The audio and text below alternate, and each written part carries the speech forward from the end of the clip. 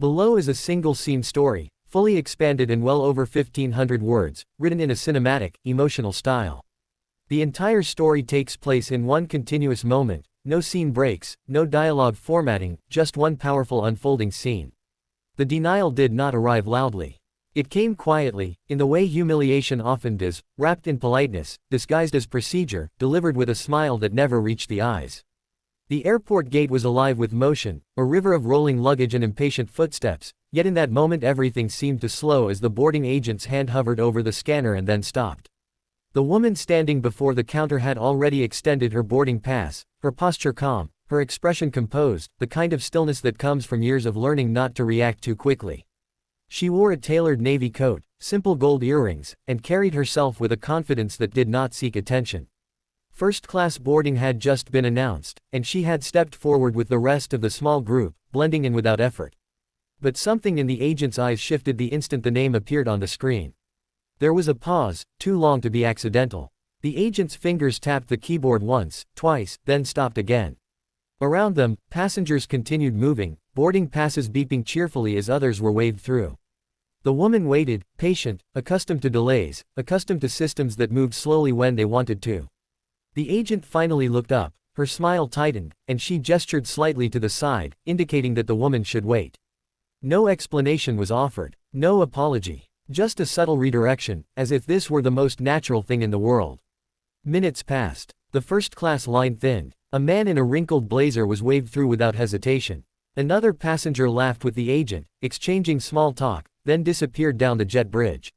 The woman remained standing to the side, her boarding pass still in her hand, the unspoken question hanging in the air. She glanced at the screen behind the counter, which still read first-class boarding in bold letters. She checked her pass again, not because she doubted it, but because she had learned that sometimes people needed proof repeated twice before they believed it. Finally, she stepped forward again, gently placing the boarding pass on the counter. The agent's eyes flicked down and back up, and this time the smile vanished completely. The agent said something brief, something rehearsed, something about a seat reassignment, and a system issue, her tone clipped and final. The woman listened without interrupting, her face unreadable. Around them, a few nearby passengers slowed, sensing tension the way animals sense a change in weather. A man behind her frowned. A woman clutched her purse a little tighter. The agent slid the boarding pass back across the counter, not meeting the woman's eyes. The implication was clear: step aside, you do not belong here. The woman did not raise her voice. She did not argue. She simply stood there, absorbing the weight of the moment, the familiar sting of being quietly told no, of being reminded that credentials and tickets and achievements sometimes mattered less than perception. She could feel the heat rising in her chest, not anger exactly, but something heavier, the exhaustion of having seen this before. She stepped aside once more, this time fully out of the boarding lane, and watched as the final first-class passengers were waved through. The gate area grew quieter as the general boarding groups were announced. People glanced at her, some with curiosity, some with discomfort, some with indifference. She felt invisible and hyper-visible all at once, standing there with a first-class ticket that suddenly seemed theoretical. What no one around her knew, what the agent certainly did not know, was that this woman had spent her life mastering moments like this. She had learned early that power did not always announce itself, that the most influential people in a room were often the quietest. She had built a career not on loud declarations but on precision, on preparation, on knowing exactly when to act.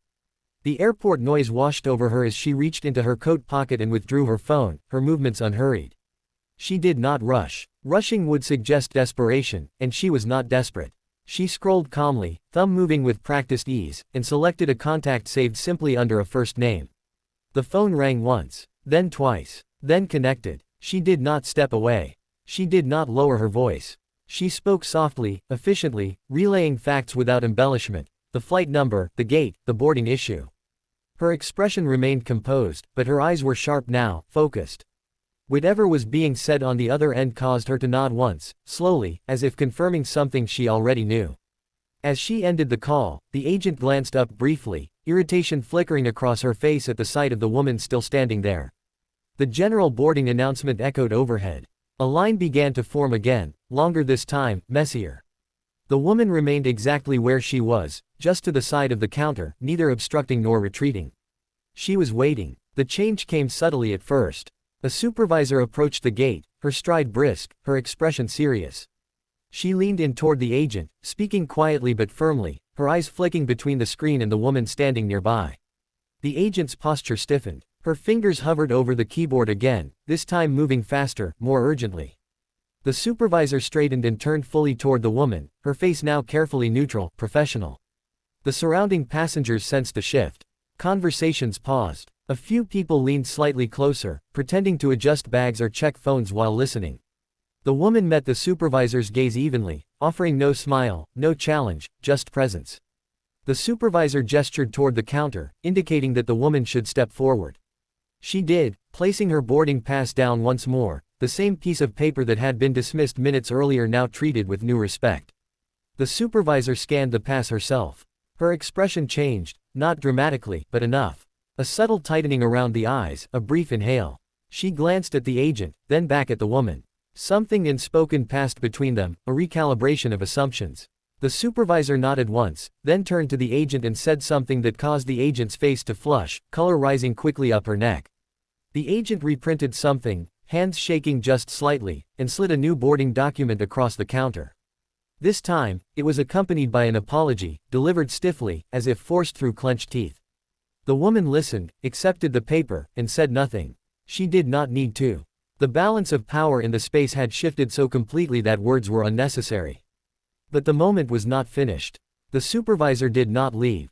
Instead, she stood there, addressing the agent again, this time with a firmness that could not be mistaken. Other staff members had begun to notice, gathering subtly, pretending to busy themselves nearby.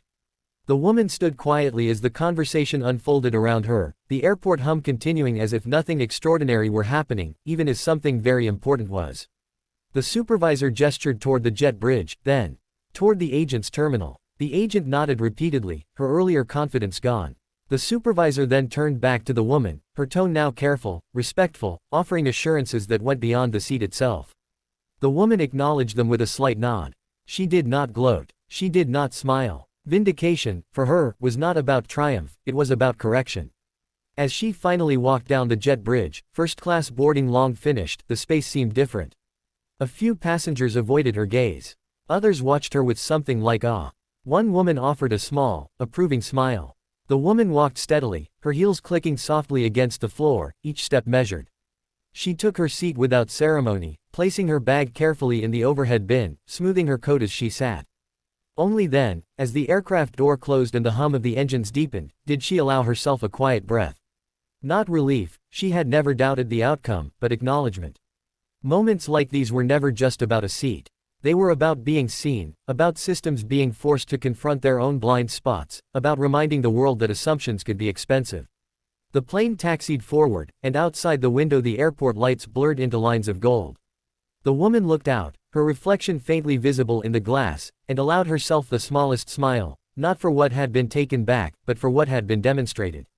Power did not need to announce itself. Sometimes, it simply waited, made one call, and let the world adjust accordingly.